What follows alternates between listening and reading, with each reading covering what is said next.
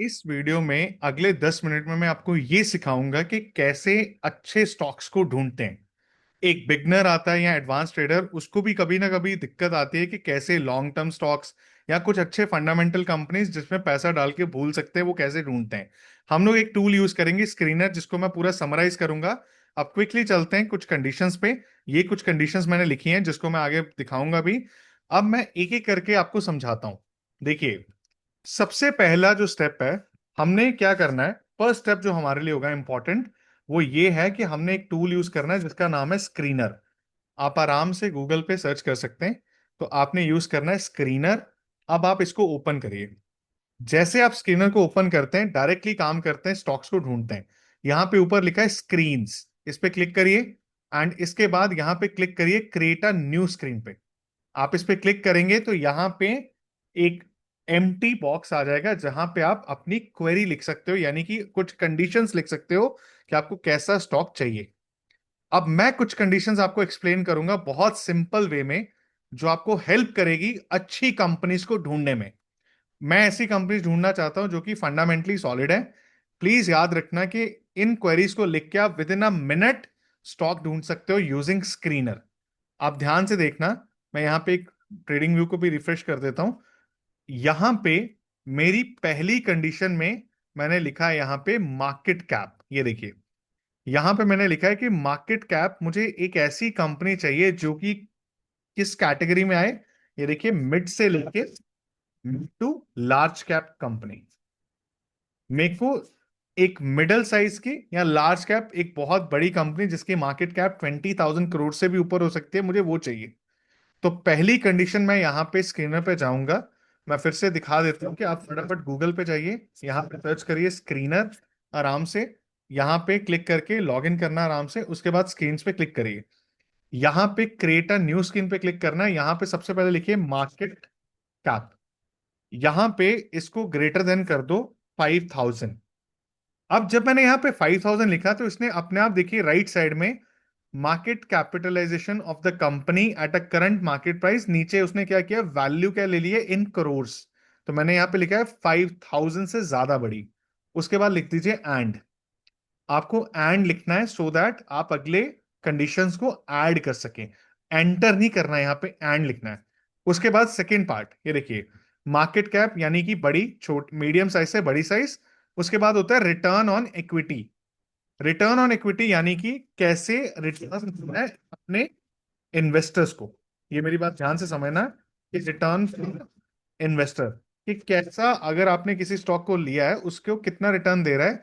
तो हम लोग क्या यूज कर रहे हैं, रिटर्न ऑन, किसके ऊपर, रिटर्न ऑन इक्विटी। अब आपको कितने साल का देखना है। अब यहां पे देखिए ध्यान से। आप इस टाइम पे 1 साल का देख सकते, 2 का या 3 का या 5 का भी। तो मैं यहाँ पे सिंपल रिटर्न ऑन इक्विटी लिखता हूं, which should be greater than. अब यहां पे देखिए राइट साइड में वैल्यू आ गई परसेंटेज में। पहले करोड़ में थी, अब मैंने यहाँ पे लिख दिया 15%।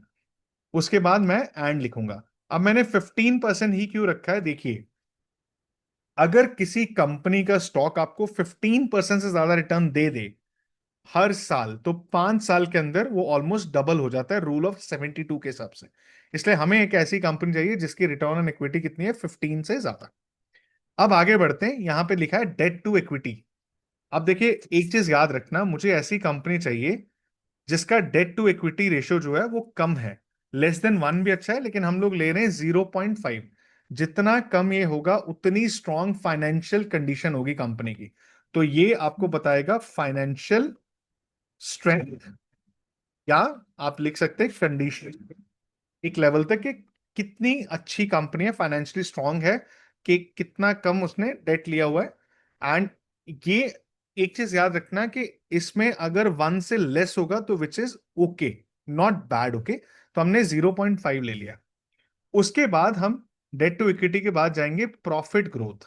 आप देखिए, मैं यहां पे फिर से एंटर नहीं करूंगा, एंड लिखूंगा।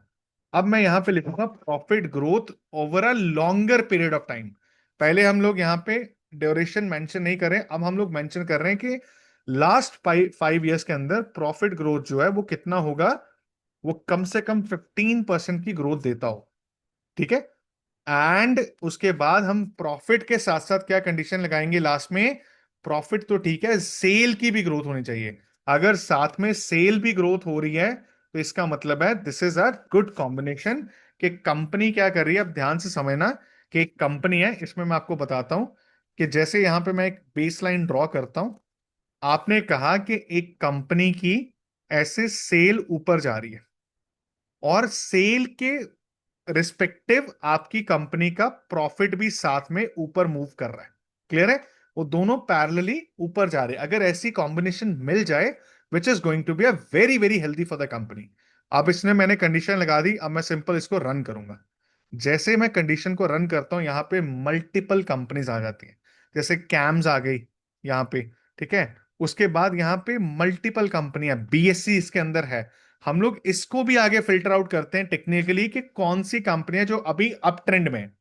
एंड उसके बाद हमें क्या मिलता है? क्लैरिटी मिलता है कि किन कंपनीज में over a longer period of time हम इन्वेस्ट कर सकते हैं। ये बहुत क्रिटिकल है, इसको मिस नहीं करना है। तो हमने क्या किया, सिंपली स्क्रीनर पे क्वेरी रन किया। और देखो, अगर मैं यहां पे अगर आपको दिखाता हूं तो कितनी आई थी? 114।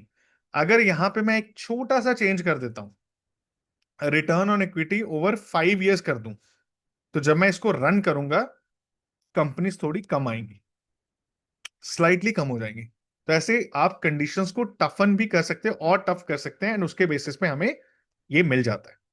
तो ये छोटी सी क्वेरी है जो आप स्क्रीनर पे यूज कर सकते हैं। ऐसे मल्टीपल क्वेरीज बन सकते हैं। तो प्लीज याद रखना, जब कभी भी आप ट्रेड करना चाहते हैं या इन्वेस्ट करना चाहते हैं, डिफरेंट टूल्स को हमेशा यूज करना। ये था video how to find stocks in a minute. अगर अच्छा लगे तो डू कमेंट ऑल्सो, एंड आपका कमेंट मुझे और हेल्प करेगा काम को इंप्रूव करने में। Thank you everyone, and see you in the next video. Thank you guys.